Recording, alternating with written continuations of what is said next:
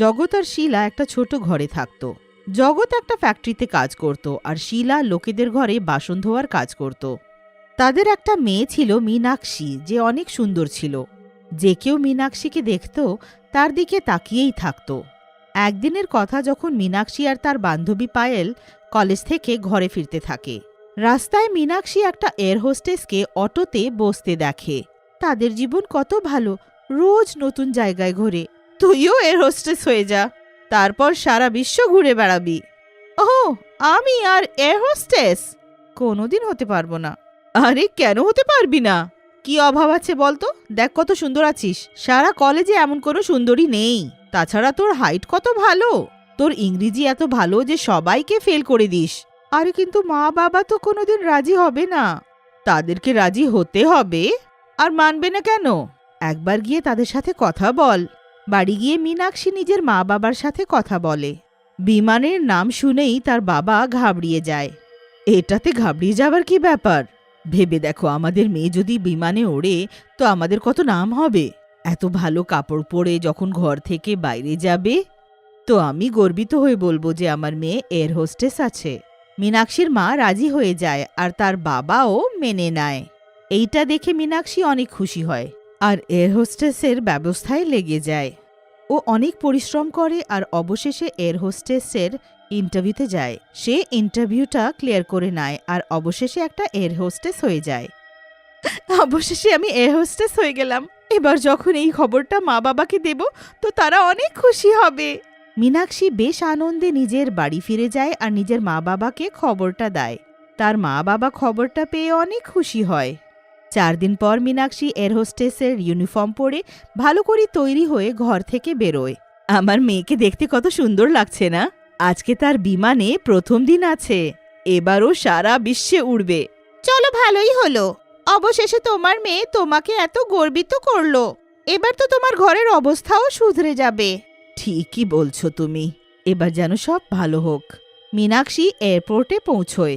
বিমানে যাওয়ার তার প্রথম দিন থাকে। ও একটু নার্ভাস থাকে, কিন্তু মনে মনে অনেক খুশি থাকে।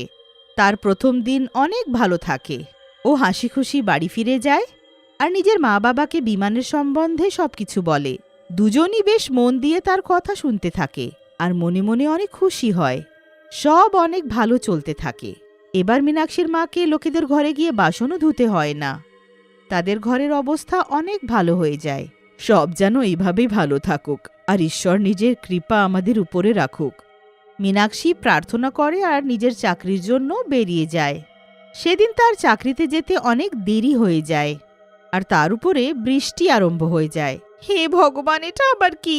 আমার কাছে একদম টাইম নেই, তাছাড়া অটোও পাচ্ছি না, আর এই বৃষ্টিটা শুরু হয়ে গেছে। অনেকক্ষণ অপেক্ষা করার পর মীনাক্ষী রাস্তার ওপারে একটা অটোওয়ালাকে দেখে। সেটা দেখে মীনাক্ষী জোরে তার দিকে ছুটে যায় আর পাশ থেকে আসতে থাকা ট্রাককে দেখে না। ট্রাকটা জোরে আসে আর মীনাক্ষীকে ধাক্কা মেরে চলে যায়।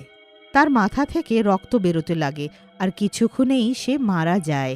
এদিকে বিমানের টেক অফের সময় হয়, কিন্তু মীনাক্ষী কোথাও থাকে না। বিমান টেক অফ করে নেয়। সব ভালো চলতে থাকে। যাত্রীরা আরামে নিজের সিটে বসে থাকে। তখনই হঠাৎ বিমান নড়তে লাগে।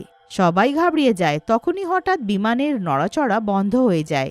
কিছুক্ষণে একটা এয়ার হোস্টেস আসে। একটা বাচ্চার মা তার পাশে বেশ আরামে চোখ বন্ধ করে ঘুমোতে থাকে। এয়ার হোস্টেস কিছুক্ষণের মধ্যেই একটা ডাইনিতে পরিণত হয়।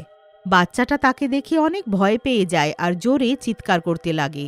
বাচ্চাটার চিৎকার শুনে তার মা উঠে যায়। বাচ্চাটাকে সামলে সে তাকে জিজ্ঞেস করে, কি হলো বিট্টু? কোনো দুঃস্বপ্ন দেখলে কি? মা, এই আন্টি ডাইনি। আমি দেখলাম এর মুখটা অনেক জঘন্য, ভয় পেয়ে গেছি। বিট্টু এইভাবে কাউকে বলে না। চলো আন্টিকে সরি বলো। আরে কোনো ব্যাপার নয় ম্যাম, বাচ্চা হয়তো দুঃস্বপ্ন দেখেছে। আরে মীনাক্ষী, তুই তো আজকে আসিসনি, তবে এখানে কি করে? আমি এসেছিলাম, তুই হয়তো আমাকে দেখিসনি। মীনাক্ষী ওখান থেকে চলে যায়।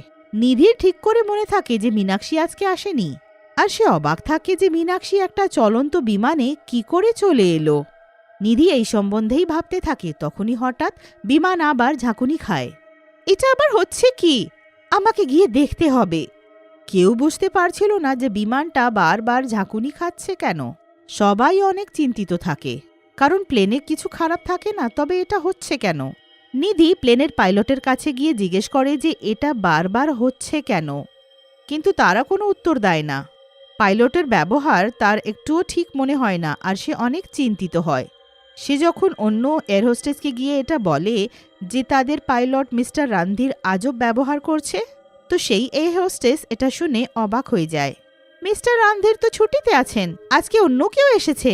দুজনে যখন ভেতরে গিয়ে পাইলটের চেহারা দেখে তো সেটা মিস্টার রন্ধির নয়, বরং অন্য কেউ থাকে। আপনি কে? আপনি তো আমাদের পাইলট নন। নিজের জায়গা থেকে কেউ যদি নড়ে, এই বাচ্চাটাকে নড়িয়ে দেবো। চল চল, ওই জায়গায় গিয়ে বস, চল চল। সব এয়ার হোস্টেস একদিকে ভয়ে দাঁড়িয়ে যায়। তখনই ওখানে মীনাক্ষী আসে।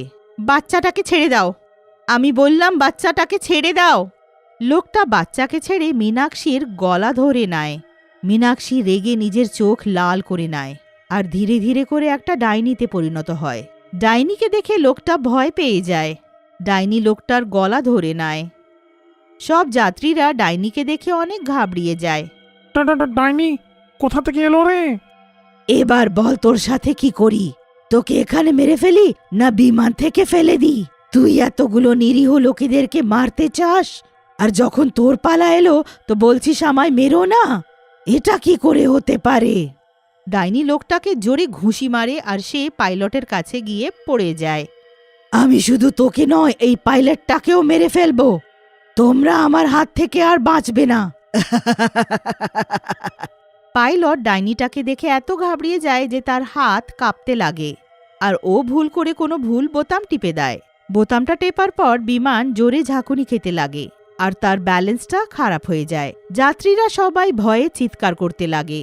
এয়ার হোস্টেসরাও ঘাবড়িয়ে যায়, কিন্তু তারা যাত্রীদেরকে শান্ত হতে বলে। আপনারা প্লিজ শান্ত হন। দেখুন, আপনারা শান্ত হয়ে যান, আমরা আপনাদেরকে নিরাপদে নিয়ে যাব। এয়ার হোস্টেসের এত বলার সত্ত্বেও কোনো যাত্রী কিছু বুঝতে রাজি ছিল না। এদিকে পাইলটের কেবিনে একটা লোক আহত পড়ে থাকে, আর অন্যদিকে পাইলট একটা কোনো বড় ভুল করে থাকে। তাড়াতাড়ি প্লেনটাকে কোনো নিরাপদ জায়গায় ল্যান্ড করো। না, আমি কাউকে কিছু হতে দেব না, আমি এক্ষুনি কিছু করছি। প্লেন নিজের ব্যালেন্স হারায় আর দ্রুত একটা পাহাড়ের দিকে এগিয়ে যেতে থাকে। ডাইনির কাছে এবার সবাইকে বাঁচানোর শুধু একটাই উপায় থাকে। ও প্লেনের বাইরে গিয়ে তাকে নিজের হাতে তুলে নেয়। আমাকে নিজের পুরো শক্তি ব্যবহার করতে হবে, আমি এই নিরীহ লোকেদেরকে মরতে দিতে পারি না। ডাইনি এয়ার হোস্টেস নিজের পুরো শক্তি লাগিয়ে দেয় আর প্লেনটাকে অন্যদিকে ওড়ায়।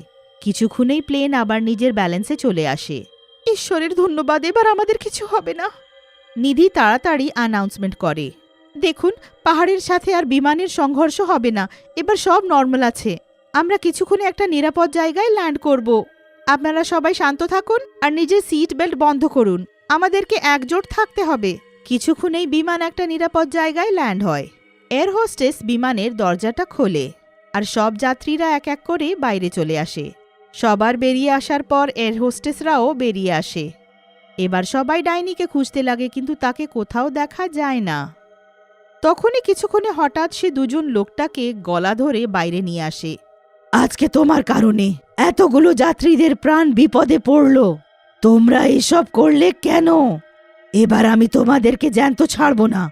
দুজনে ডাইনির সামনে হাত জড়ো করে বসে যায় আর নিজের প্রাণের ভিক্ষা চায়। তুমি এটা কিভাবে করতে পারো? এখানে প্রত্যেক যাত্রী আমাদের দায়িত্ব। কিন্তু তুমি তো মীনাক্ষী, তো তুমি ডাইনি হয়ে গেলে কি করে? হ্যাঁ, আমি মীনাক্ষী আছি, আর আজকে আসার সময় একটা অ্যাক্সিডেন্টে মারা গেলাম। মৃত্যুর পরেও আমি বুঝতে পারিনি যে আমি মারা গেছি, আর আমি রোজকারের মতন জবে চলে এলাম। কিন্তু এই বাচ্চাটা যখন আমাকে ডাইনি বলল তো আমি অবাক হলাম, আর আমায় সব মনে পড়ে গেল। আর যখন নিজেকে ওয়াশরুমে আয়নায় দেখলাম তখন বুঝে গেলাম যে আমি মারা গেছি। এইটা শুনে নিধি আর দীপিকা আহত হয়। মীনাক্ষীর মৃত্যুর তাদের অনেক দুঃখ হয়। বাকি যাত্রীরাও মীনাক্ষীর জন্য অনেক দুঃখিত হয়। আমরা তোমাকে নিয়ে গর্বিত, মৃত্যুর পরেও তুমি নিজের কর্তব্য করলে। ডাইনি হওয়ার সত্ত্বেও তোমার মনে ছিল যে তুমি একজন এয়ার হোস্টেস, আর তোমার দায়িত্ব কি? তোমাদের ওর কাছে শিক্ষা নেওয়া উচিত, তবে গিয়ে কোনো ভালো পাইলট হবে। নিজের কর্মের জন্য পাইলট সবার কাছে ক্ষমা চায় আর নিজের কাজের জন্য দুঃখ প্রকাশ করে। ও সবাইকে নির্বিঘ্নে এয়ারপোর্টে পৌঁছে দেয়। আর তারপরেও সেই ডাইনি এয়ার হোস্টেস যাত্রীদের সাহায্যের জন্য চিরকাল সেই এয়ারপোর্টেই থাকে।